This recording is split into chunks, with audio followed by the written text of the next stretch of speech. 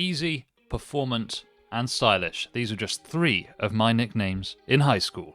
Welcome back to Concept Soup. This is a PC tech building channel. It's not a jokes channel. It's not for jokes. So straight up and fly right.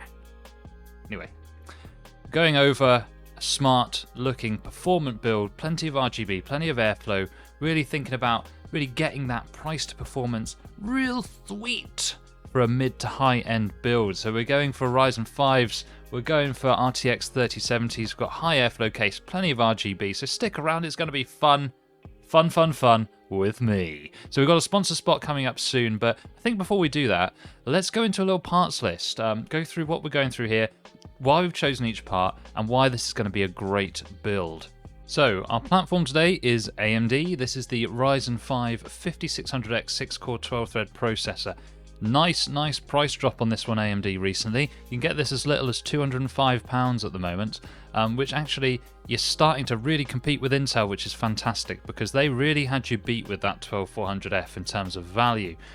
5600X is such a good CPU. One of my favorites that's come out recently, just because it's 6-core 12-thread, but those are nice speedy cores, and it really makes sense for mainstream gaming to have that 6-core 12-thread part there, because anything more than this is not really required unless you have a special use case for it. So the 5600X is going to make an absolutely banging CPU for this PC here. Now, we have a 360mm liquid cooler on this, which is absolutely overkill for this CPU. I'll tell you the reason I chose this. You see those white boxes in the corner behind me? There-ish, right?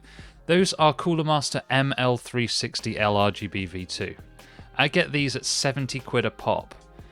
Now, go and find me an ARGB liquid cooler, 3-pin 5V RGB, so fully addressable, 360mm, 70 quid versus most other ones out there that are 70 quid for a 240mm. So why would I go out and get a 240mm? I've got 360mm right over my shoulder. 3 fans on it, fully controllable RGB, comes with a nice hub on it as well, and it's Cooler Master, which is a well-respected brand. They're in plain white boxes because they're OEM, so they're designed for system builders, not to sell to the public. But I promise you, there are Cooler Masters in there, and you will see in this program. Motherboard-wise, we have the Gigabyte B550 Gaming X V2, because these are cheap as chips at the moment, guys. Come on. Currys.co.uk, if you use the code FNDD Gaming on there, you get £5 off, but you still get free shipping, so good one, Currys. But good for me, because £81 for a half-decent B550 motherboard is absolutely excellent. And the great thing about going with a Ryzen 5 5600X is you do not need a really posh build to run this. Even the sort of bargain basement A520s will run a 5600X just fine, so having a nice quality B550 here and keeping it in that budget-ish range of motherboards actually is great. And we're really squeezing every penny here. But we're not losing any performance either. Memory-wise, 16GB is kind of the sweet spot for gamers at the moment. If you've got a bit more money, then yeah, bump it up to 32. But 16 gigs is plenty for most titles. 3600 speed, CL16 Crucial Ballistics. The old friend on the channel because it works, it just works. Performance wise it's excellent, and you got that slightly lower cache latency compared to other brands for pretty much the same price, so I'm happy chappy there. Storage wise, we're not wasting our money on PCIe Generation 4. Guys, stop wasting your money on PCIe Gen 4 SSDs when there is no benefit to them. In gaming, even in most video editing, PCIe Generation 4 is not going to be worth it on the storage front. So that's why we went for the WD SN570 NVMe M2 SSD. Very nice. Good performance for the price. So about £70 for a 1TB is pretty good. Video card, we have the RTX 3070. This is the Asus Dual V2. And like I said, well, maybe actually this video hasn't come out yet, but we've done the Torrent Nano build with the same graphics card. And I do like how chunky the heatsink is on this thing. It looks really tidy. It's a nice sort of silver finish with one single strip of lighting on it. Classy look. 2 fans. Fine. You might think, oh, that's not enough. Actually, it's plenty with that chunky heatsink on it. Does a really good job, as we'll see later on. Now, the case, this is something that's going to, tie the build together, really gives it the look that you're going for is the case. So don't skimp on the case when you're thinking about looks. We've got the Cooler Master TD500 Mesh in black. Great things about this case. Really nice fine mesh on the front, which is going to not only trap dust, it's going to allow plenty of airflow through the case. It's a lovely size. It's a standard ATX size, which is fantastic. Great compatibility with other parts. I think the interior looks stylish. It's not being too clever. It's not overdone. I think it looks really great. You've got 3 RGB fans included on the front, ARGB fans, so you can connect those up and you've already got a bit of RGB running through your system, and they're already pre-installed. Absolutely fantastic with the cables routed properly. Overall, love this case. It's one of my absolute favorites, and I think it's a real no-brainer. If you get this case, there's pretty much no situation in which this is a bad idea. Allowing plenty of airflow, plenty of room for putting in extra hard drives, that kind of thing. It's just a real sweet spot right on the middle kind of case. Power supply, we have a 650 watt Cooler Master MWE Gold V2, so that's going to be plenty for this system. 650 watts is perfect. Maybe if you're somebody that's really upgrade conscious, you might go, maybe I want a 750 or an 850 watt, just so that I've got a bit of longevity. I can keep putting in higher end components in the future. Something to think about, but don't worry about it too much. 650 watt, a lovely gold version here, perfect for this system. We've got a gigabyte Wi-Fi add-in card as well, which has Bluetooth chip on it as well, so that's going to give us the networking capability that we need. And all this RGB inside the case here can be controlled in RGB Fusion software once we install Windows. We've also got a 120mm ARGB fan just to chuck in the back there. I think this is a generic brand, sort of Cronus one that you just chuck it in the back. Not that kind of Cronus, all right? I'm not cheating in COD Warzone. Not that kind of Cronus. There's a Cronus that makes PC buzz as well. Anyway, let's get on with a build montage. See you on the other side.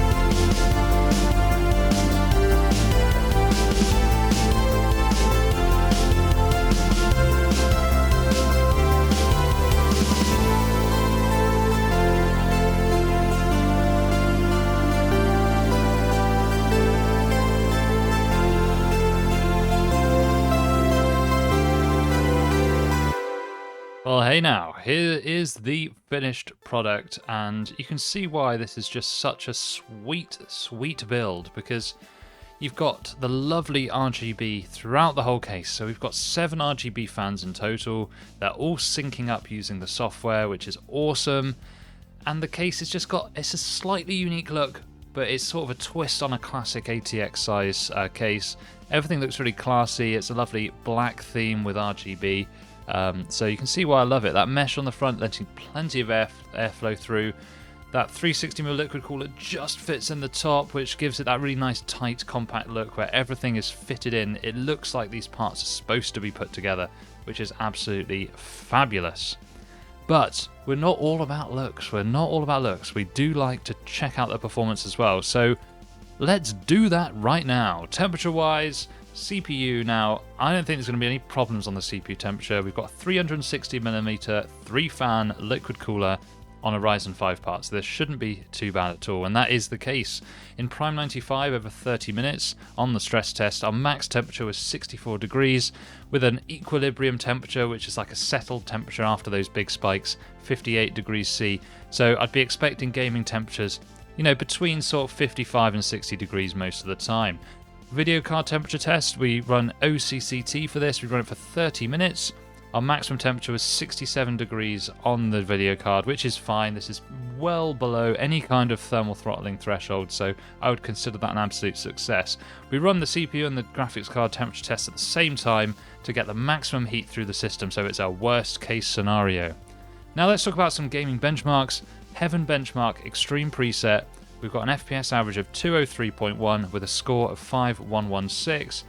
Again, perfectly what we would expect from a system running this kind of spec.